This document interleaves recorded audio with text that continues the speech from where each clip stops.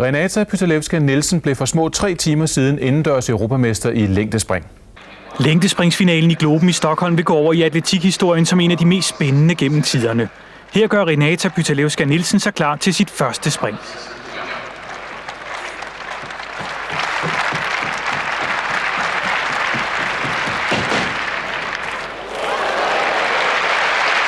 Springet bliver målt til 6,53, og det rækker til en foreløbig førsteplads. Tredje spring. Den 30-årige dansker er skubbet ned på 4. pladsen. Plantseva fra Bulgarien fører med 6,69.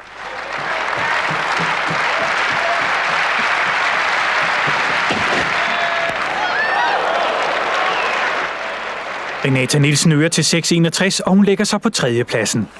Derefter overtog Signe Hukova fra Rusland førstepladsen med et spring på 6,75. Men i det 4. spring fik Renata Nielsen for alvor tilløbet til at stemme.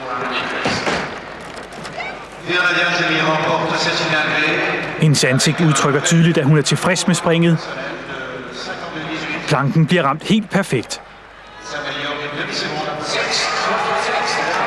Og Renata Nielsen bliver europamester med et spring på 6,76, blot 1 centimeter fra hendes egen danske rekord. Guld til Danmark på en dag, hvor centimetermålet var med dansk atletik. Kun 3 centimeter skilte nummer 4 og den nybagte europamester.